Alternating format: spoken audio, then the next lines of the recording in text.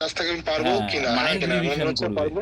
আর তাছাড়া যদি মনে করো যে হচ্ছে যে আমি হ্যাঁ মুখে মুখে আমি ক্যালকুলেশন করার চেষ্টা করবো টাইম, তা সেটাও করতে পারো। এটা দেখা মাত্র তুমি বুঝতে পারছো যে আয়তন, ব্যাসার্ধর আয়তন দিয়েছে, কিউব করবে অ্যান্সার চলে আসবে, তাহলে হ্যাঁ আমার তার ওইভাবে কিছু করার দরকার নেই। 4/3 পাই আর কিউ। আমি শুধু ফর্মুলাটা মনে রাখলাম, ফর্মুলার সাথে বসিয়ে দিলাম, ফোর বাই হ্যাঁ, three pi r cube, four 4 cube by three 5 cube. Pi r কি, ওটা তো ওটা তো তোমার লেখাই লাগবে না, তুমি জাস্ট সেটা কিউব মানে করলেই কথার কথা অ্যান্সার। বলছি, মানে ফর্মুলার রিভিশনটা দিয়ে দিলাম, তাহলে দুই পাশে দুটো করে দিলাম, লাস্টে যাই কি হোক, আর তো কিউব কিউব এখানে ভেঙে দেখো, থাকলো, তাহলে 4 চলো কিউ 5 কিউ। অঙ্কগুলো করি বুঝলে। দুটি গোলকের ব্যাসার্ধের অনুপাত 4:5 হলে তাদের আয়তনের অনুপাত কত দিয়েছে? তাহলে এখানে ব্যাসার্ধর অনুপাত দিয়ে দিয়েছে। এবার আয়তনের আমরা যদি সূত্র ধরে করি যা হবে, আর যখন সূত্র ধরে করবো না সে একই বিষয়, কেন বলো তো? আচ্ছা, গোলকের আয়তনের সূত্র কি বলো? 4/3 পাই আর কিউ। 4/3 পাই আর কি।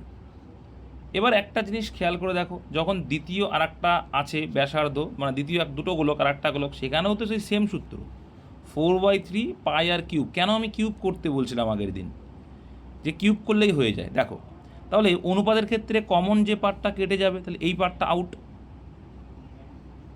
এবার আর কিউব, আর এর ভ্যালু তো আলাদা, তাই না? এখানে পায়ের ভ্যালু আছে, এখানে তো জানো, গেলে কেটে গেল। তাহলে এই আর কিউবটাই ডিফারেন্স, কারণ এখানে আর কিউব মানে আর এর ভ্যালু কত, 4, মানে 4-এর কিউব। আর এখানে কি, আর কিউব মানে আর এর ভ্যালু 5, মানে 5-এর কিউব।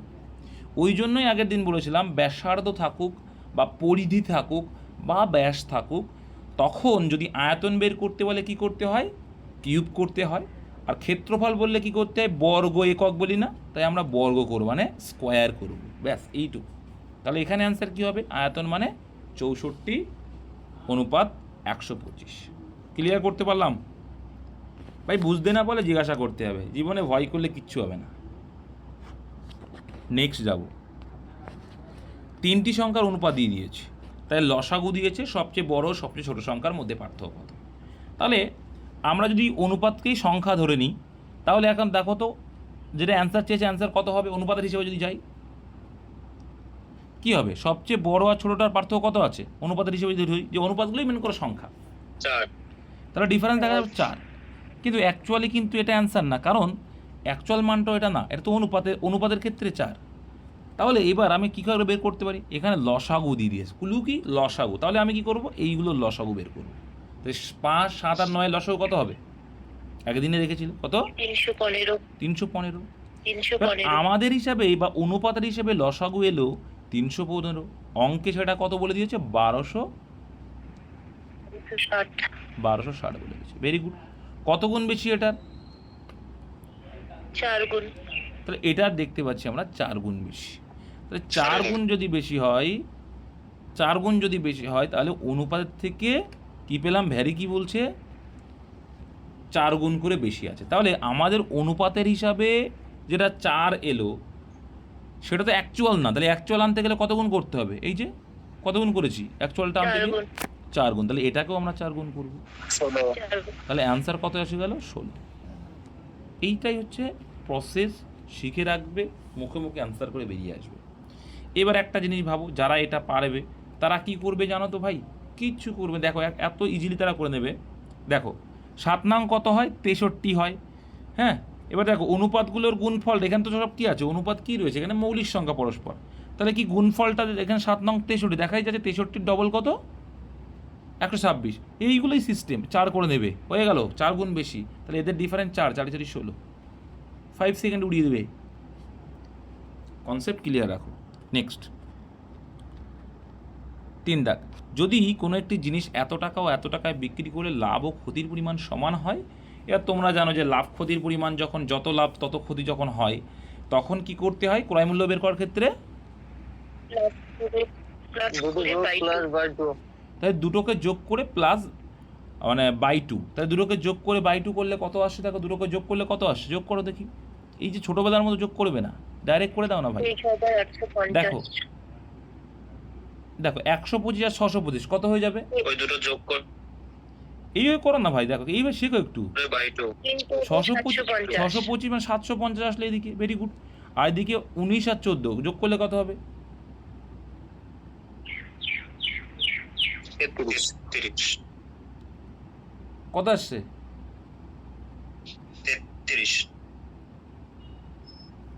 33 আসছে। তাহলে 33/2 করলে কি পাবো আমরা? ক্রয় মূল্য পাবো। তাহলে ক্রয় মূল্য কত হয়ে যাবে? 2 দিয়ে ভাগ করা মানে 16,875। তাহলে আমরা সিপি পেলাম কত? ক্রয় মূল্য পেয়ে গেলাম 16,875। কীভাবে পেলাম বুঝে গেছো আশা করি। এবার দেখো, তাহলে এটা আমার আসলে ক্রয় মূল্য। এবার বলছে এত টাকায় বিক্রি করলে শতকরা কত লাভ। তাহলে এইটা ক্রয় মূল্য, তাহলে এইখানে কত টাকা লাভ হয়ে গেল তোমার বিক্রি করছো যখন? বিয়োগ করো, দেখবে আসছে বিয়োগ করে 2250। 2250। তাহলে 2250 টাকা যদি হয়, কতর ওপরে? ক্রয় মূল্যের ওপরে আমরা লাভ ক্ষতি বিচার করি। তাহলে 16,875 ওপরে এটা শতকরাই চেয়েছে, মানে 100-এ কত করবো? দেখো ভাই, শেষে 25 আছে মানে গল্প মনে আছে তো? 25, 50, 75 আছে মানে মনে আছে তো গল্পটা? দেখো 4 25 100, ভেরি গুড করে দিলাম। এবার 25 দিয়ে টাকা কাটলে কী করবো? আগে করবো এইটুকু, এই দুটো বাদ দিয়ে 4 দিয়ে গুণ, মনে আছে তো? দেখবে এটা কাটাকুটি করলে 25 দিয়ে 675 আসবে। কত আসছে? 675 আসবে 25 দিয়ে কাটলে। তারপরে এটাকে আমি আবার যদি 25 দিয়ে কাটি কী হবে? 2200, ওই 100-র সঙ্গে 4 গুণ, 4 22 88, আর 50-এর ভিতরে কটা পর্যন্ত? দুটো আছে। তাহলে কী লিখবো? 90 লিখব। আমি শিখিয়েছিলাম, যারা বেসিক ক্লাস দেখোনি দেখবে, লিঙ্ক দেওয়া আছে গ্রুপে। আর 675 মানে 600, 6 4 4 24, আর 75 ভিতরে 3 25, তাহলে কত হলো? 27। 27 মানে 3 9 27 করবো, 9 10 90। তাহলে আলটিমেটলি কী এলো? 40/3। আর 40/3 মানে কত? 3 13 39, তাহলে 13.1 3%। এই যে কাটাকুটি, 25 দিয়ে কাটাকুটি, এটাও কিন্তু একটা তোমাকে টাইম বাঁচিয়ে দেবে। এইগুলো শিখবে, এই জন্য যেগুলো শিখিয়ে এসছে শিখবে। একজন ব্যক্তি কোনো পণ্যের ক্রয় মূল্যের থেকে X% বেশি মার্ক করলো। দেখো আমরা 3টে প্রাইস জানি। কি জানি? একটা দেখবে এমআরপি থাকে, এমআরপি মানে দেখবে যেটা প্রিন্টিং করা থাকে। একটা থাকে এমআরপির উপরে ছাড় দিয়ে এসপি, আর একটা থাকে ক্রয় মূল্য।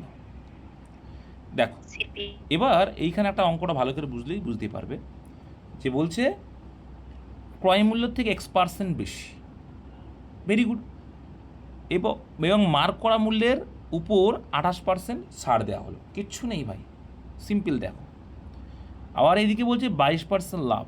লাভ ক্ষতি কিসের উপরে? ক্রয় মূল্যের উপরে। তাহলে ক্রয় মূল্য যদি 100 টাকা হয়, তাহলে 22.4% লাভে বিক্রি করছো, মানে ক টাকা লাভ হলো? 122.4। ভেরি গুড, 122 টাকা, মানে এটা ক্রয় মূল্য, বিক্রয় মূল্য দাঁড়াবে। এটা হলো বিক্রয় মূল্য। ক্লিয়ার? আবার এইখানে বলছে মার্ক করা মূল্যের উপর 28% ছাড় দিয়ে বিক্রি করা হচ্ছে। তাহলে আমি মার্ক করা মূল্য যদি 100 ধরি, ভাই ভালো করে বুঝবে, মার্ক করা মূল্য যদি 100 ধরি, তার উপরে ছাড় দিচ্ছি কত? 28%। তার মানে কত? 72।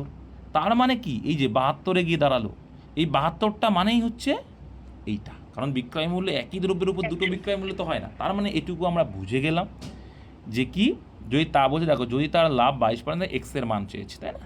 সিম্পল, কিচ্ছু নেই। তার মানে এটুকু বুঝে গেলাম ক্রয় মূল্যের উপর তো X% বেশি দাম বলছে মার্ক প্রাইসটা। হ্যাঁ,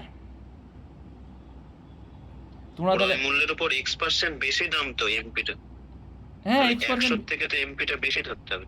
X% বেশি তো ভাই, সেটাই তো বের করব, সেটাই তো বের করব। আচ্ছা দেখো না কি করি, দেখো যদি সিপি যদি 100 ধরি, তাহলে এমপি কত ধরবে? X% বেশি দাম যদি X% বেশি অবশ্যই ধরছি। দেখো তুমি ভালো করে বুঝবে, তাহলে বুঝে যাবে ক্লিয়ার। আমি 100-র ভ্যালুটা তো বের করবো, এখন তো করিনি তো। দেখো এইটুকু তো বুঝতে পেরেছো যে যখন আমার 22.4% লাভ হবে, মানে আমার এসপি এটা দাঁড়াবে ক্রয় মূল্যের ক্ষেত্রে, ক্রয় মূল্যের হিসাবে যখন যাবো, লাভ ক্ষতির হিসাবে যখন যাবো এটা। আবার যখন এমআরপির হিসাবে যাব, তখন আমার বিক্রয় মূল্য কত দাঁড়াচ্ছে? 72। তার মানে তো এইটা দাঁড়ালো যে যেটাই 72 সেটাই 22.4। তার মানে আমি এমআরপিটা ইজিলি বের করতে পারি। এইবার যখন আমার 100 টাকা সিপি, তখন আমার 72 টাকা হচ্ছে এই হিসেবে, যে 72 মানেই তার মানে এসপি এইটা। তাহলে আমার 100 টাকা যখন সিপি, তখন 100 টাকা তো এমআরপি না, তাহলে 100 মানে কত? মানে এর ভ্যালুটা বের করছি। এর বুঝতে পেরেছো? 72 মানেই হচ্ছে এইটা বিক্রয় মূল্য, সেম বিক্রয় মূল্য তো। তাহলে 72 মানেই এইটা। তাহলে আমার যখন 100 হয়েছে, এই 100-র ভ্যালু কত? এইবার এই পয়েন্ট তুলে এখানে একটা 10 দাও, একটা শূন্য কেটে দাও। এবার তুমি কাটাকুটি করো, কাটলে কত আছে দেখো 17 চলে আসছে, 17 আসবে, ঠিক আছে। ইউনিট রেট দেখে করলাম কিন্তু যে 17, তাহলে আমার এসপি কত দাঁড়ালো ভাই? এসপি না কিন্তু, আমার এমআরপি কত দাঁড়ালো? 170 মানে 70 হবে। তাহলে আমার এটা কিন্তু 170 দাঁড়িয়ে গেল। এমআরপি কত দাঁড়িয়ে গেল? 170। তার মানে 100 টাকার জিনিসটা আমি মার্ক করেছি 170 টাকায়, আর বিক্রি করেছি 122.4 টাকায়। বুঝতে পেরেছো এইবার? এইটা হচ্ছে ভালো, আর কিছুই না। তার মানে আমি 70% বাড়িয়েছি। Option D is the right answer. এবার তুমি 170-এর উপরে 28% ছাড় দিয়ে দেখো, এটাই আসবে। এই হচ্ছে বিষয়, আর কিচ্ছু না। ভ্যারি করো, আনসার বের করে চলে আসবে। নেক্সট, পেট্রোলের দাম 28% বেড়ে যায়। Very good. এটা জাস্ট একটু কনসেপ্ট বুঝো, বাংলা কনসেপ্ট বুঝবো আমরা, হাটে বাজারে যাই তো সেই কনসেপ্ট। দেখো আমার যখন 100 টাকা ক্রয় মূল্য ছিল, তখন আমি খরচ করবো কত? মানে কোনো একটা দ্রব্য আমি কিনছি, দ্রব্যের দাম 100 টাকা, তাহলে আমার মনে করবে যে আমি 1 কেজিই কিনবো, 1 কেজির দাম 100 টাকা যদি হয়, তাহলে আমি 1 কেজির জন্য কত টাকা খরচ হবে আমার? 100 টাকা। দেখো যাই হোক, 100 টাকা। এবার এখানে 100 টাকা। রেশিও কি বলছে? 100 টাকার জিনিসটা হয়ে যাচ্ছে কত? 128 টাকা দাম। কী হয়েছে? 128 টাকা দাম। এবার তোমাদের আমি একটা গল্প শিখিয়েছিলাম যে কি, এটা দাম, দামের রেশিওর উল্টো কি, তুমি যে ব্যবহার করছো তার পরিমাণ, আর এই ব্যবহার মানে খরচের পরিমাণ, একই বিষয়। তার মানে যেটা দাম তার উল্টোটা কি হিসাবে দাঁড়াচ্ছে? তোমার খরচ হিসাবে দাঁড়াচ্ছে। ভালো করে বুঝবে। তাহলে আলটিমেটলি দেখা যাচ্ছে তুমি প্রথমে খরচ করছিলে কত? 128। তাহলে তবে তার ব্যয় শতকরা কত কম করতে হবে, ঠিক আছে, অসুবিধা নেই। 128, কিন্তু তোমাকে বলেছে কি হচ্ছে, একজন খরচ মাত্র 22% বাড়াতে পারে। তাহলে 100 ছিল, তোমার তো এখন খরচ কত বেড়েছে? আগে তোমার খরচ দেখো, মানে বাড়াতে চাই বলেছে, তাই না? 100 ছিল, এই 100 এখানে বেড়েছে কত? তোমার 122 বাড়ছে। কত বাড়াচ্ছে? 122 বাড়ছে। 22% বাড়ে মানে কি? 122 বাড়ছে। তার মানে মুদ্রা কথা হচ্ছে, তোমার 128% যখন ছিল, সেই জায়গাটা তোমাকে এখন কত করতে হবে? 122% করতে হবে। তাহলে 128-এর উপরে তোমার খরচ কতটুকু কমে গেল? 6 কমলো। 100-এ কত? ব্যাস এইটুকু। এবার কাটাকুটি করলে কত আসে দেখো, বুঝবে, অঙ্ক করবে, কিচ্ছু নেই অঙ্কে, ঠিক আছে?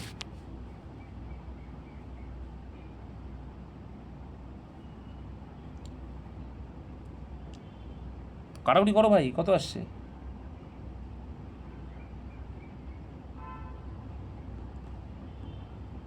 ছশো বাই 128 কাটাকুটি করবে, দেখে 4.7% আসবে। কত আসবে? 4.7 সামথিং আসবে। তো এটা অ্যান্সার, অপশন বি। ক্লিয়ার? আচ্ছা, বুঝতে না পারলে ভাই জিজ্ঞাসা করবে, আমি বলো আছি। এই ব্যয়টা মানে কিন্তু খরচ, এইটা মাথায় রেখো, ঠিক আছে? বুঝতে পারছো? না বুঝতে পারলে জিজ্ঞাসা করবে ভাই।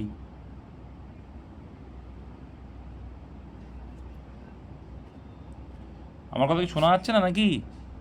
হ্যালো,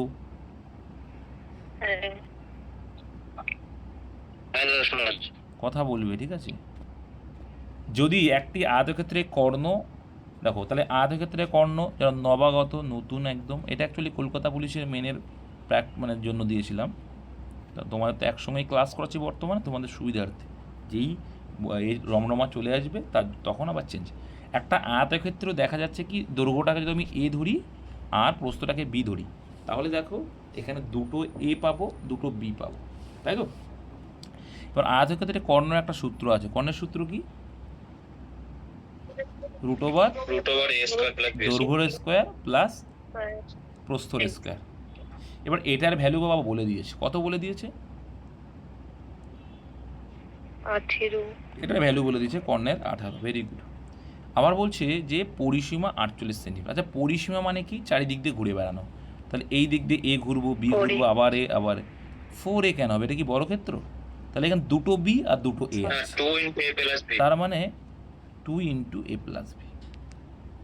মানে এইদিকে এ প্লাস বি আছে, আবার এইদিকে এ প্লাস বি, দুটো এ প্লাস বি, তাই 2 ইন্টু এ প্লাস বি। এইটা সমান সমান বলেছে 48। তাহলে পরিসীমা 24 না বাবা, পরিসীমা 48 বলেই দিয়েছে। দৈর্ঘ্য আর প্রস্থের যোগফলটা পাবে তুমি, ঠিক? দৈর্ঘ্য আর প্রস্থের যোগফলটা তুমি পেতে পারো, যে কি 24। এইটা হচ্ছে 24, ঠিক আছে? চলো এইবার দেখো, এইবার তোমাকে এখানে বলেছে তবে আয়তক্ষেত্রটির ক্ষেত্রফল কত। আমি তোমাদের শর্টকাট শিখিয়ে দেবো, ঠিক আছে? কনসেপ্ট ক্লিয়ার করে দিয়ে শর্টকাট কীভাবে আসছে সেটা তো দেখাতে হবে, তবে তো শর্টকাটটা মনে থাকবে। এবার এই ভ্যালুটা দিয়ে দিয়েছি, এবার এইখান থেকে আমরা এইটাকে যদি আমি ক্যালকুলেশন করি তাহলে কী দাঁড়াবে বলো তো? এটাকে আমি লিখতে পারি না ভাই, যে square plus b square plus 18 square মানে 324 লেখা যায় তো? কারণ এ পাশে রুট মানে ও পাশে গেলে কী হয়ে যায়, স্কোয়ার হয়ে যায়। আর স্কোয়ার প্লাস বি স্কোয়ার একটা সূত্র আছে, কি জানি আমরা, এ প্লাস বি রাখবো, আর এ প্লাস বি মান আমরা জানি, এ প্লাস বি এর হোল স্কোয়ার মাইনাস 2ab, তাহলে এর ভ্যালুটা হচ্ছে 324। ওকে, 324 থাক ওখানে।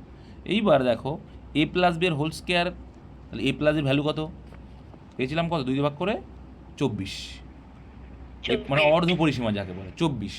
তাহলে 24-এর স্কোয়ার, এ প্লাস বি হোল স্কোয়ার মানে 24-এর স্কোয়ার মানে কত, 576। এবার কি করলাম, এই 324টাকে এই পাশে নিয়ে আসলাম, মাইনাস হয়ে গেল 324, আর এই পাশে যে মাইনাস 2ab ছিল ও পাশে নিয়ে গেলাম প্লাস 2ab হয়ে গেল। আচ্ছা, এইখানে তাহলে 576 থেকে 324 বাদ দিলে কত দাঁড়াচ্ছে ভাই, 252 দাঁড়াচ্ছে। 252, এটা সমান সমান 2ab, 2 দিয়ে কাটলে এটা 126, 126ই অ্যান্সার। আচ্ছা, এবি মানে হচ্ছে কি, এ ইন্টু বি মানে দৈর্ঘ্য ইন্টু প্রস্থ, যেটা আয়তক্ষেত্রের ক্ষেত্রফলের সূত্র। তাহলে এবি মানে হচ্ছে এটা অ্যান্সার, তাহলে ক্ষেত্রফলে 126। এখানে একটু ভুল আছে প্রিন্টিং, আমি অ্যান্সার কিন্তু ঠিক করে দিয়েছিলাম, 126 অ্যান্সার। বোঝা গেল? তার মানে এইখান থেকে কনসেপ্টে কি দাঁড়ালো ভাই, যখন আমার কর্ণ এবং পরিসীমা দেওয়া থাকবে তখন আমি কি করে করব, ক্ষেত্রফল কি করে বের করব? যখন আমি পরিসীমা এবং কর্ণ দেওয়া থাকবে তাহলে একটা ফর্ম্যাট আমরা মনে রাখতে পারি। এইখান থেকে আমি কিন্তু ফর্মুলাটা তৈরি করছি, কি করছি, যে অর্ধ পরিসীমার স্কোয়ার প্লাস কর্ণের স্কোয়ার, না প্লাস না সরি মাইনাস কর্ণের স্কোয়ার বাই 2 করলেই আনসার। এবার তুমি করে দেখো, তাই হয়েছে। দেখো লাস্টলি যে 24-এর স্কোয়ার মাইনাস 18 স্কোয়ার, তাকে 2 দিয়ে ভাগ করলে ক্ষেত্রফল চলে আসছে। তো আমি কি করলাম, কনসেপ্ট ক্লিয়ার করে নিয়ে শর্টকাট করবো। বুঝতে পেরেছো কি বলতে চাইছি? তাহলে এবার থেকে যদি আমার ক্ষেত্রফল বললে এই সূত্রটাই হয়ে যাবে। আয়তক্ষেত্রের ক্ষেত্রফল এমনি নর্মালি কি, এবি। আয়তক্ষেত্রের ক্ষেত্রফল এবি মানে, এবি মানে কি, দৈর্ঘ্য ইন্টু প্রস্থ। কি দৈর্ঘ্য ইন্টু প্রস্থ, দেখালাম তো, দৈর্ঘ্য ইন্টু প্রস্থ হচ্ছে আয়তক্ষেত্রের ক্ষেত্রফলের সূত্র। এইবার যখন আমার দৈর্ঘ্য প্রস্থ জানা নেই, কিন্তু আমাকে বলে দিয়েছে কি কর্ণ আর পরিসীমা, তখন তো সূত্রটা আমরা আবিষ্কার করে ফেললাম, যে তখন আমি যদি বের করতে যাই তখন কি করব, অর্ধ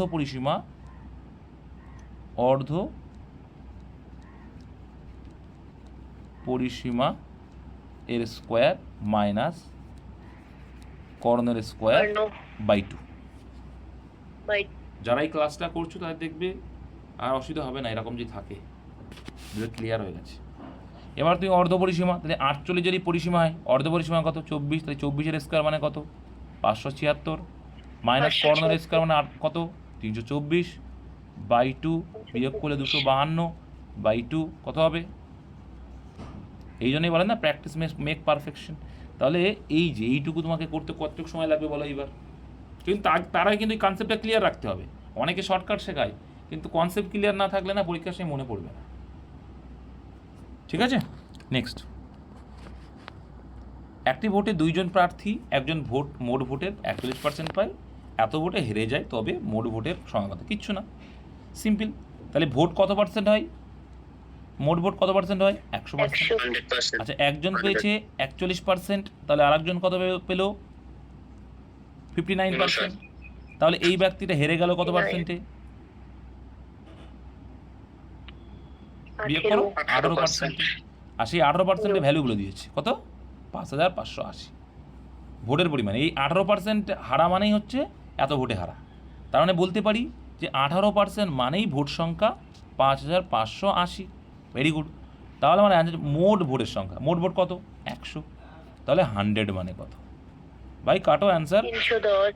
দেখো 18 চলে যাচ্ছে, 310। এটা 18 3 18 54 মানে 31 চলে যাচ্ছে, দেখলেই বোঝা যাচ্ছে। 310। তাহলে 310 তারপরে দুটো শূন্য মানে 31,000। Option b is the right answer. বুঝতে গেলে অসুবিধা নেই তো, ভোটের সময় আসছে ভাই, এটা তো বুঝবে।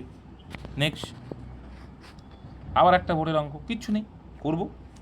একটি ভোটে 25% ভোট বাতিল, তাহলে কি হলো? প্রথমে 25% ভোট বাতিল, তাহলে 100% যদি ভোট হয় তার ভিতরে 25% ভোট আমার গেল। Very good. একজন প্রার্থী মোট বৈধ ভোটের, এখানে বৈধ ভোট কিন্তু মানে 75% যে ভোট 25% বাদ যাওয়ার পরে তার ওপরে পাই। যদি ভোটের সংখ্যা, মোট ভোটের সংখ্যা বলে দিয়েছে, তাহলে আরও সোজা। তাহলে একবার আমরা করে দেবো। দেখো 16 লক্ষ মনে হয় দিয়েছে বাবা, 5টা শূন্য, 16 লক্ষ ভোট পড়লো। সেই 16 লক্ষ ভোটের ভিতরে 25% ভোট অবৈধ, তাহলে বৈধ ভোট কত পার্সেন্ট?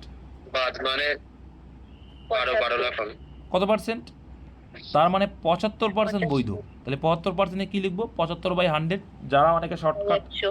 ভগ্নাংশ করে লিখবে তারা কি লিখবে? 3/4। চলো 3/4। নেক্সট দেখো, এবার এইটা কিন্তু এটা ক্যালকুলেশন করলে কি পাবো? এটা ক্যালকুলেশন করলে কি পাবো? মোট বৈধ ভোট পাবো, ঠিক আছে? বৈধ ভোট পাবো। হ্যাঁ, এটা ক্যালকুলেশন করলে না মোট বৈধ ভোট। এবার সেই মোট বৈধ ভোটের 45% পেয়েছে যে প্রার্থী, একজন প্রার্থী মোট বৈধ ভোটের 45% পায়, ঠিক আছে? এইবার একজন যদি 45% পায় আর একজন পেলে কত পার্সেন্ট? 55। তাই জিতলো কে? 55 যে পেয়েছে। তাহলে আমি কার কার ভ্যালু বের করবো? বিজেপি প্রার্থী কত ভোট পেয়েছিল? 45%-এ বের করবো না 55%-এ বের করবো? 45। এই দেখো, এই বুঝলে সারা রাত রামায়ণ পড়ে সীতারামের মাসি। 55। যে বিজেতা মানে যে 55% ভোট পেলো সে জিতলো না 45% জিতলো? ভাই জিতলো তো 55%, অ্যান্সারও তো তাই চেয়েছে। তাহলে আমি যে বৈধ ভোট আছে সেই বৈধ ভোটের থেকে কত পার্সেন্ট ভোট পেয়েছে, জিতেছে 55%। তাহলে 55% 55/100, দুটো শূন্য 4টে শূন্য টোটাল কেটে দেবো, ওপর থেকে 4টা শূন্য গায়েব, গুণ করো, অ্যান্সার বেরিয়ে আসবে। আর সব থেকে বেস্ট মেথড কি? শর্ট করা কোথায়? দেখো এইগুলো শিখতে হয়, যে আমি তো এইখান থেকে গুণ করতে অনেকটা টাইম, আমার উচিত কি? তাহলে এখানে 3 করব, এখানে 4 করব, ভেরি গুড, কত শর্টকাট হয়ে যায় দেখো। এখানে 5 11 55 করে দিতে পারি, 11-25। বা এটা তুমি রাখতেও পারো, এখানে রেখেই দেওয়া, অসুবিধা নেই। কারণ এখানে আমি 4 4 16 করবো, যখন এখানে হয়ে যাচ্ছে 40। 4 লাখ হয়ে গেল, ঠিক আছে? কারণ এখানে গুণ করতেও পারো। তুমি যদি মনে করো না দাদা আমি একটু ছোটো করে নেবো, নাও, 5 11 55, 5 20 100, এবার 20 দিয়ে এটাকে কাটলে আরও সোজা হয়ে যাবে। এইগুলো শিখবে যে কখন, এগুলো তো আমি করাচ্ছি বলে হয়তো তোমার টাইমটা একটু দেখতে বেশি লাগছে, কিন্তু আদৌ টাইম বেশি লাগছে না এখানে। 20 দুগুণী 40। 16 লাখ থেকে 25% বাদ দিয়ে করলেও তো হবে। হ্যাঁ, তোমার টাইম নষ্ট তো ভাই, আমি সেটাই তো করলাম। আচ্ছা, 16 লাখ থেকে 25% বাদ দেওয়া মানে কত পার্সেন্ট থাকবে বলো? 75/100। 72%, ঠিক আছে। 72% থাকবে, এটাই তো করলাম। এইটাই বিষয়, আর কিছুই না। এবার কাটাকুটি করো, করে দেখবে অ্যান্সার কত আসছে তোমার। 3 11 এদিকে 33, আর 33 দুগুণী 66, তার মানে এই আসছে 6,60,000 ভোট পেয়েছে, ঠিক আছে? এখানে 6,60,000 ভোট, তুমি করে দেখো, এটাই আসবে। এবার ও যেটা বললো যদি 75% করো কত আসবে, করে দেখো, চলে আসবে। একটি এপি মানে সমান্তরাল প্রগতি, ঠিক আছে? প্রগতি একটা থাকে সমান্তরালভাবে এগোতে থাকে, আর একটা কি থাকে অসমান্তরাল, যেটা বলে কি বলে যায় না, যাই হোক এপি। এর প্রথম 20টি পদের যোগফল খুঁজে বের করুন, যার প্রথম পদে 4 এবং সাধারণ পার্থক্য। এর একটা সূত্র মনে রাখবে, ঠিক আছে?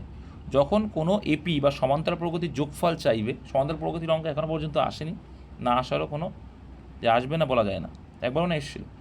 তো সমান্তরাল প্রগতির বলছে এসএন মানে কি? সমান্তরাল প্রগতির সমষ্টি। এটা সমান একটা সূত্র মনে রাখবে, n/2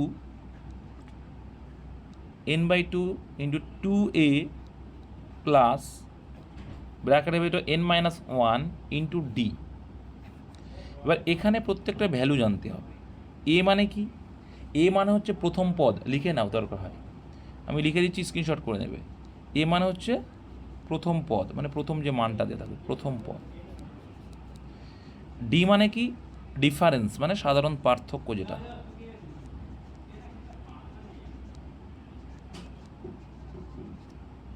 আচ্ছা, আর এন মানে মোট পদের সংখ্যা। পদ সংখ্যা। ক্লিয়ার? এটা তুমি স্ক্রিনশট করে নাও, এটা পার্থক্য।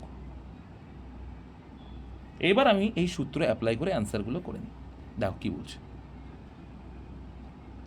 তাহলে এস এন মানে সমষ্টি চেয়েছে আমাকে n/2, তাহলে n/2 এর ভ্যালু কত হবে?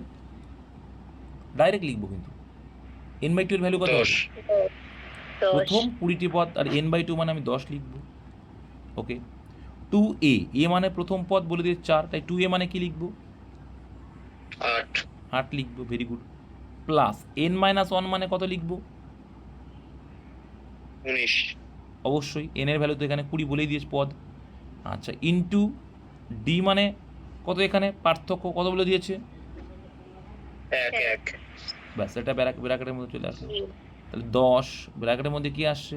3 57 আর 8 কত হয়? 65। 65। তাহলে 65 গুণ 10 কত হবে? 650। Option b. সমান্তর প্রগতিকে বা অসমান্তর যেটা থাকবে সেটা তোমার কি সূত্র মুখস্থ রাখবে, আর পরীক্ষায় আসলে তোমাদের এটাই আসে এখন। আর এই সূত্র দিয়ে তুমি প্রত্যেকটা জিনিসই বের করতে পারবে, সেই পার্থক্য দিক আর যাই দিক না কেন, বুঝতে পেরেছো? যাই থাক বের করতে পারবে। যখন তোমার পার্থক্য চাইবে তখন দেখবে এই মানটা দেওয়া আছে, যখন তোমার প্রথমটা চাইবে তখন অন্য মানগুলো দেওয়া থাকবে। বুঝে গেল? সূত্রটা মনে রাখো জাস্ট। আর এসএন টাটা কি? এসএন এসএন মানে হচ্ছে সমষ্টি, সমান্তর প্রগতির সমষ্টি। এই যে যোগফলের সমষ্টি ছিল না, মানে কখনো এসএন টা বার করতে দেবে না তো? হ্যাঁ দিতেই পারে, সমষ্টি বের করতে। এখানে এসএন এর না, এসএনই তো বের করলাম আমরা তো এসএনই বের করলাম। এসএন মানে হচ্ছে যতগুলো পদ দিয়েছে তার এন মানে এন সংখ্যক পদের সমষ্টি, তাই বলছে এসএন। এসএন মানে কি? সামেশন অফ এন, যতগুলো পদ দিয়েছে তাদের যোগফল। বুঝতে পেরেছো? এসএন মানে পাশে লিখে রাখো যে পদের সমষ্টি। নেক্সট চলে আসে 300 এবং 400 এর মধ্যে সংখ্যাগুলি বিবেচনা করুন যাতে প্রতিটি সংখ্যাকে 6 9। এটা অনেকে তাড়াহুড়ো করে ভুল করে আসবে। দেখো ভাই, এদের এলসিএম করলে কত আসবে? লসাও করতে হবে, ভাগ করতে যাওয়া মানে প্রত্যেকটা একই সংখ্যা 36 আসবে। এবার কি করতে হবে? 300 আর 400 এর মধ্যে বলেছে, নট 400 পর্যন্ত। তাহলে মধ্যে যদি বলে 300 এর সব থেকে লোয়েস্ট যদি ভাগ করে দেখবে আসবে 8, 300-র মধ্যে 8 পর্যন্ত ভাগ যাবে। তার মানে 8 এর পরের সংখ্যাটা নেব 9। কত নেব? এটা বোঝো তো? 300-কে যদি আমি 36 দিয়ে ভাগ করি কতবার যাবে দেখো? 8 বার যাবে। কতবার? 8 বার। ঠিক আছে, তার মানে 8 পর্যন্ত আমরা নিতে পারবো না, তার পরেরটা থেকে আমাদের নিতে হবে। তাহলে পরেরটা থেকে নিতে গেলে 9, তাহলে 9 এর সঙ্গে যদি 36 গুণ করি ভাই কত আসবে? 6 9 54, 324। 324। এই একটা সংখ্যা যে পুরোপুরি ভাগ যায়, কিন্তু আবার বলেছে 4 অবশিষ্ট থাকতে হবে। তাহলে অ্যাকচুয়ালি সংখ্যাটা কত দাঁড়াবে? 328। 328, ভেরি গুড। এবার এরপরের সংখ্যা 36 গুণ 9 হবে, তাহলে 36 গুণ 9 এর পরে 10, তাহলে কত হয়ে যাবে? 360 হবে। সংখ্যাটা কত দাঁড়াবে? 64। অবশিষ্টটা যোগ করতে হবে কিন্তু, কারণ অবশিষ্ট থাকতে হবে বলেছে, এটা তো পুরোপুরি ভাগ যাচ্ছে, তাহলে 364।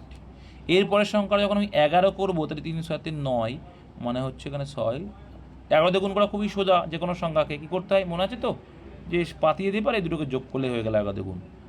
এবার দেখো 396 পর্যন্ত তো ঠিক আছে ভাই, এবার অবশিষ্ট বলছে কত হতে হবে? 4। এবার 4 যখনই থাকবে তুমি যোগ করলে কত দেরি আছে? 400। কিন্তু আমাকে বলেছে 400 এর মধ্যে, 400 পর্যন্ত বলেনি, তাহলে আমি এটা নিতে পারবো না। বোঝা গেল কি বললাম? তাহলে এখানে দুটো সংখ্যা যেগুলো ভাগ করলে এই সংখ্যাগুলো দিয়ে 4 অবশিষ্ট পেলাম কি? 328, আর একটা পেলাম 364, যে ক্ষেত্রে ভাগ করার পরে 4 অবশিষ্ট। এবার এদের যোগফল 8 আর 4 12, 2 6 আর 2 8 আর 1 9, 3 আর 3 6, 692 ইজ দ্য রাইট আনসার। বুঝতে পেরেছো সবাই? এইটা অনেকে ভুল করবে। নেক্সট 11 কি বলবে? একজন ব্যক্তি প্রতিদিন সন্ধ্যায় হাঁটার জন্য যেতে শুরু করেন। প্রথম দিনে তার হাঁটার দূরত্ব ছিল 4 কিলোমিটার। প্রতিদিন সে হেঁটে হেঁটে আগের দিনের অর্ধেক দূরত্ব অতিক্রম করে। তার জীবনের সর্বোচ্চ মোট দূরত্ব কত? খুব সুন্দর একটা অঙ্ক দিয়েছে। এটা কি অঙ্ক বলো তো? এটা হচ্ছে অসমান্তর প্রগতি। সমান্তরাল প্রগতি একটা বাড়তে বাড়তে যায়, এটা হচ্ছে অসমান্তরাল প্রগতি। একজন ব্যক্তি প্রতিদিন কচুরিপানার টাইপের অঙ্কটা। প্রথম দিনে তার হাঁটার দূরত্ব 4 কচুরিপানার তো ঠিক আছে ভাই, এখানে অন্য কিছু দিয়েছে দেখো না। প্রথম দিনে তার হাঁটার দূরত্ব 4 কিলোমিটার, ওই দিন সে হেঁটে আগের দিনের অর্ধেক দূরত্ব অতিক্রম করে।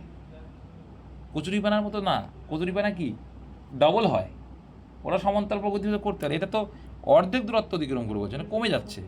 আজকে যদি 4 যাচ্ছ, কালকেও যাচ্ছ, কাল 2 মানে 2 দিনে 6, তার মানে 2 হচ্ছে, তারপর দিন কবে যাচ্ছ 1, তারপর দিন কবে যাচ্ছ 1 এক হাফ। হ্যাঁ এইভাবে যাচ্ছে। তার জীবনের সর্বোচ্চ মোট কত হতে পারে? জীবনের সর্বোচ্চ কত? মোট দূরত্ব, মানে জীবনের সর্বোচ্চ মোট দূরত্ব সে কবার, মানে কত গেছে, হাইয়েস্ট দূরত্ব কত অতিক্রম করেছে, এটা তোমাকে বের করতে। এটাকে বলে অসমান্তরাল প্রগতি। আর এর জন্য একটা সূত্র মুখস্থ রাখবে, ছোট একটা সূত্র, সমষ্টি বের করতে বলবে, মানে কি জীবনের সর্বোচ্চ মোট দূরত্ব যখনই বলবে তখন এটা মাথায় রাখবে, S equal to a by 1 minus r. S equal to a by 1 minus r. আর এ মানে কি? এ মানে হচ্ছে প্রথম দিন, মানে প্রথম দিনের যেটা মান, মানে প্রথম পদ। এ মানে হচ্ছে প্রথম পদ, এর আগেও শিখে এসছো। আর আর মানে হচ্ছে রেট, মানে কি হারে সে কমছে বা বাড়ছে, অর্ধেক হচ্ছে। তাহলে এখানে কি লিখবো, এই সূত্রটা মুখস্থ রাখবো অসমান্তরাল প্রগতির। এবার এইটার সূত্র আমি কী লিখতে পারি, তাহলে এটার ভ্যালু চাইছে, এর ভ্যালু বলে দিয়েছে 4 বাই 1 মাইনাস আর মানে কত, অর্ধেক দূরত্ব, তাহলে হাফ লিখব। এটাকে ক্যালকুলেশন করব, 4 বাই, তাহলে কত 2 অক্ষে 2 মাইনাস 1 মানে কত লিখব, হাফ। 4 বাই হাফ মানে কি হয়ে যাবে, 4 বাই 1, 2 উল্টে গিয়ে উপরে 2 হয়, যারা জানে না তাদের জন্যই করলাম, কারণ হাফ দিয়ে যদি 4কে ভাগ করি 8 হয় যদি হোক, তাহলে 8 হলে answer, option c is the right answer.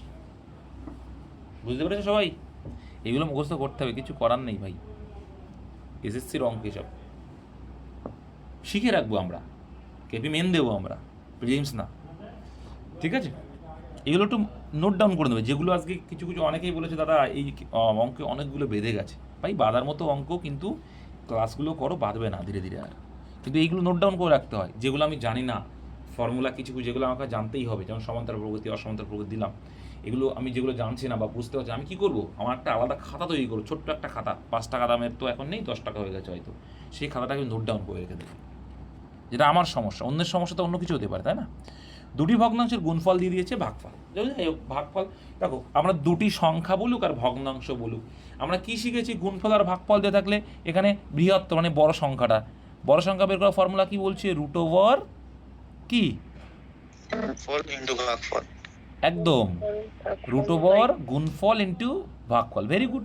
Root over গুণফল ইন্টু ভাগফল করলে কি পাবো আমরা, বৃহত্তর সংখ্যাটা, বা এখানে ভগ্নাংশ যেহেতু বৃহত্তর ভগ্নাংশ হয়ে যাবে, তাহলে সমান সমান ধরে কী আসে, দেখো ভাই 5 7 35, 3 5 35, 12 2 24, 7 2 24, তাহলে কত এলো, রুট ওভার 49/36, ক্যালকুলেশন করলে কত দাঁড়াচ্ছে, 7/6, 7/6 ইজ দ্য রাইট অ্যান্সার, বৃহত্তর। তাহলে বৃহত্তর ভগ্নাংশ বলি, মানে বৃহত্তর কোনো সংখ্যা, দুটো সংখ্যা যখন দেওয়া থাকবে, সেই ভগ্নাংশ আকার হোক যে আকার হোক, বৃহত্তর যখন সংখ্যা বলবে, আর যদি গুণফল আর ভাগফল দেওয়া থাকে, বৃহত্তর সংখ্যা বের করার ফরম্যাট কি পেলাম, রুট ওভার ভাগফল ইন্টু গুণফল বাই 2, বা গুণফল ইন্টু ভাগফল বাই 2, এই 2 না সরি গুণফল আর কি।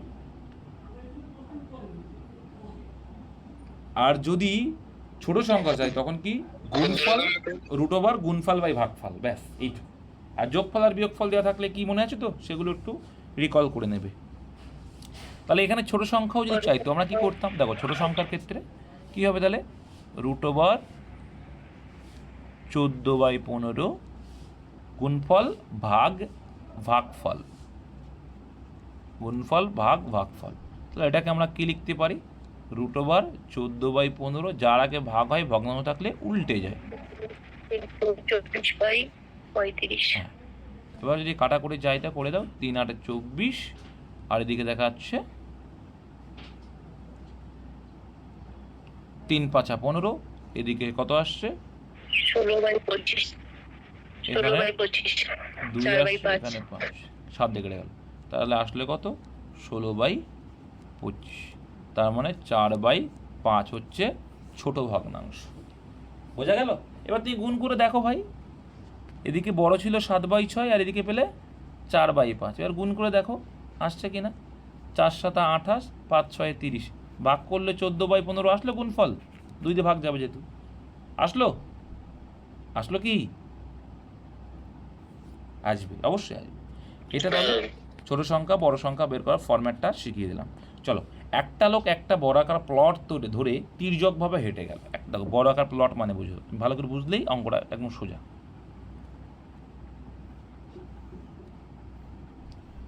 আচ্ছা, বর্গাকার প্লট ধরে মানে কি? চারিদিক দিয়ে প্লট ধরে তির্যকভাবে হেঁটে গেল। তাহলে এই যে তির্যকভাবে হেঁটে যাওয়া, আচ্ছা তির্যকভাবে হেঁটে যাওয়া মানে সে কি অতিক্রম করছে? অন্য একদম তাই, হয়ে গেছে, গল্প শেষ। কর্ণ। কর্ণ। কর্ণের সূত্র কি? বাহু √2 ইনটু বাহু। বাহু √2 বা √2 এ একই বিষয়, √2 ইন্টু বাহু, এই মানে বাহু এখানে, ঠিক আছে? তাহলে কি হলো? এই হলো।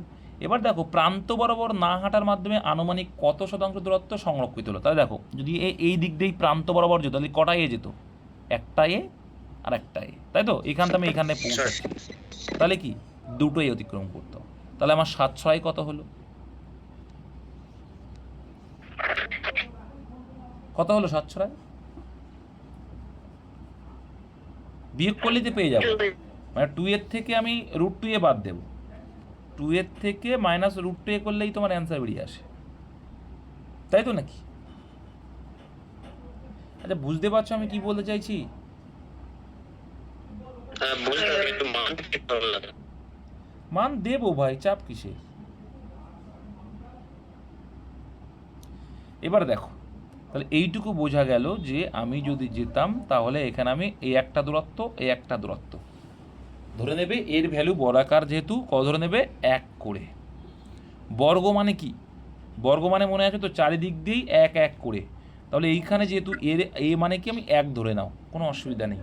√2 এ, তাহলে ভ্যালু কত দাঁড়াবে? তাহলে এখানে 1 এখানে 1, কত হয়ে গেল? এটাও তো এ তো কমন, এ তো কমন, ঠিক আছে? এ তো কমন আছে। দেখো তাহলে আলটিমেটলি দেখা যাচ্ছে যে কতটা দূরত্ব, এ মানে তো দূরত্ব, কতটা সংরক্ষণ করছে দেখো। তাহলে এখানে 2 যাচ্ছে, মাইনাস √2 ভ্যালুটা বের করো, কত হয়? √2 ভ্যালু কত? 1.732 1.732 √2 ভ্যালু। 1.416। তাহলে 4 আনছি আমরা নেবো না, আমি জাস্ট আনুমানিক চেয়েছি যখন আমি দুটো লিখলাম। এবার এর থেকে ডিফারেন্স করলে কত আসবে? 0.59। তাহলে আমার 7 6 কত হলো? 0.59। কার উপরে 7 6 বলো তো? এই 2 এর উপরে, কিন্তু আমি যদি যেতাম 2 লাগতো, এর উপরে 7 6, তাহলে এর পয়েন্ট, এটা মানে এবার আমার চেয়েছে শতকরা। শতকরা মানে 100-এ কত? তাহলে এর জন্য 100 100 কেটে গেল, তাহলে এইটা আনুমানিক 60-এর কাছাকাছি, তার মানে 2 দিয়ে যদি করি তাহলে কত হবে? 30-এর কাছাকাছি হবে। বুঝতে পেরেছো এবার? বুঝতে পারছো? আরে ভাই কিছুই নেই তো, এই যে এইটুকু যাচ্ছে মানে √2, আর এটা মানে 1 আর 1 মানে 2। আরে এটা তো কমন, এটা তো দূরত্ব, এইটাই তো, এইটার ভ্যালু তো বের করছি। তাহলে এটা যদি কমন নিয়ে নিই তার মানে আমার তো এইটার ভ্যালু বের করলেই হয়ে যাচ্ছে। বুঝতে পেরেছো? তাহলে এখানে আমার এই দিক দিয়ে গেলে মান ধরাটাই বুঝতে পারছিলাম না, বুঝতে পেরেছি। হ্যাঁ মানটা মুখস্থ করতে হবে রে ভাই, √2 আর √3 ভ্যালুটা মুখস্থ করে রাখবে। নেক্সট, মানে ওই যে এর মান 1 ধরলেন না, ওইটাই বুঝতে পারছিলাম। হ্যাঁ হ্যাঁ ওটা ধরে নিতে হয় বড় ক্ষেত্রে। দুই সংখ্যার গসাগু 11, তাদের যোগফল এত, যদি উভয় সংখ্যা এত এর বেশি হয় তাহলে দুটি সংখ্যার মধ্যে পার্থক্য কিচ্ছু না। প্রথমে কাজ হচ্ছে কি, আমি দুটি সংখ্যার উৎপাদকের বা অনুপাতের যোগফলটা বের করবো। সেটা করতে গেলে কি করতে হয়? গসাগুটা বাদ দিয়ে দিতে হয়। তাহলে আমি এটা যদি গসাগুয়ের থেকে বাদ দিয়ে দিই, ভাগ করে দিই, কী পড়ে থাকবে? 12। তার মানে দুটি সংখ্যার অনুপাতের যোগফল পেয়ে গেলাম 12। গসাগু বাদ দেওয়া মানে অনুপাতটা পড়ে থাকবে। তাহলে দুটি সংখ্যা এমন আছে যাদের যোগফল, অনুপাতের যোগফল 12 এসে দাঁড়ালো। Very good. আর এই দুটি সংখ্যা কিন্তু মৌলিক সংখ্যা, অনুপাত মানে মৌলিক সংখ্যা। যদি উভয় সংখ্যায় 42-এর বেশি, আচ্ছা 12কে পরস্পর মৌলিক সংখ্যা যোগ করতে মনে হয় যে 10 আর 2 কিন্তু আমরা নিতে পারবো না। 10 আর 2 কারণ পরস্পর মৌলিক না, পরস্পর ভাগ যায় 2 দিয়ে, 11 আর 1 তাহলে আর আমি নিতে 7 পারবো না। তাহলে কি হতে পারে? 11 আর 1 হতে পারে, আর একটা হবে কি 7 আর 6, সরি 7 আর 5 12। পরস্পর মৌলিক। 7 8 5 এবার দেখো 11 আর 1 নিতে পারবো না, কেন বলো তো? কারণ 42-এর থেকে বেশি। দেখো 11 যদি হয় 11 11 121, এটা বড়, ভেরি গুড। আর গসাগু গুণ করে দেখো, অনুপাতের সঙ্গে গসাগু গুণ করলে মানে কিন্তু অ্যাকচুয়াল মান, তাহলে 1 মানে কত হবে? 11কে 11। তাহলে এটা তো ভাই 42-এর বেশি হলো না, তার মানে এইটা আমরা নিতে পারছি না, তার মানে এই রেশিওটা দেবো। তাহলে 7 মানে গসাগু গুণ করলে অ্যাকচুয়াল মান চলে আসবে 77, আর 5 মানে 5 মানে 55। তাহলে 42-এর বেশি, এদের ডিফারেন্সটা চেয়েছে। কত ডিফারেন্স ভাই? 22 ডিফারেন্স। অ্যান্সার হয়ে যাবে অপশন নাম্বার এ, এই বি, সরি। বুঝতে পেরেছো? পার ডে ক্লাস করবে, ধৈর্য ধরে শিখবে ভাই। এই যে ক্ষুদ্রতম অনুপাত, তাহলে এই টাইপের যখন থাকবে তখন আমি একটা জিনিস শিখিয়েছি তোমাদের। কি শিখিয়েছিলাম? যখনই অনুপাতের বলবে তখন তুমি কি করে নেবে ভাই? অনুপাতকে কি করা যেতে পারে? টোটাল করব, অনুপাতকে কি করা যেতে পারে? অনুপাতকে ভগ্নাংশ করে লিখতে পারি, আর ভগ্নাংশ করে লিখলেই তো ছোট বড় আমরা ইজিলি খুঁজতে পারবো। শিখিয়েছিলাম, ভুলে গেছো নাকি? এ তো প্রথম দিকের ক্লাসে শিখিয়েছিলাম। অনুপাতকে আমরা ভগ্নাংশ লিখতে পারি না? অনুপাতও যাই ভগ্নাংশ তাই। তাহলে ক্ষুদ্রতম আর বৃহত্তম যাই বলুক না কেন, আমরা ছোট থেকে বড় থেকে বলুক বা বড় থেকে ছোট বলুক, যাই বলুক না কেন, আমরা ইজিলি বের করতে পারি। কি করতে হয়? ডিফারেন্স দিয়ে, ওই দাদা গ্যাপ ডিফারেন্স দুই উপরটা লব আর হরের ডিফারেন্স দিয়ে কি করতে হয়? লবকে ভাগ করতে হয়, মানে উপরটা। ভাগ করতে তাহলে হবে। 1 দিয়ে ডিফারেন্স যদি আমি লবকে ভাগ করি আসবে 2, 5কে যদি 2 দিয়ে ভাগ করি আসবে 2.5, 3কে যদি 1 দিয়ে ভাগ করে আসবে 3, 500 যদি 4 দিয়ে ভাগ করি কত আসবে? 1 পয়েন্ট সামথিং আসবে। তাহলে ছোটো কোনটা? এই 1 পয়েন্ট সামথিংটাই ছোটো হয়ে যাচ্ছে। তাহলে 1 পয়েন্ট সামথিং মানে 5/9, আর 5/9 মানে 5:9 হচ্ছে আমার সব থেকে ক্ষুদ্রতম। আর বৃহত্তম কোনটা তাহলে? বৃহত্তম ওই 3/4 3 এসছে, মানে 3/4। তার থেকে ছোট কোনটা? এইটা, মানে 5/4। তার থেকে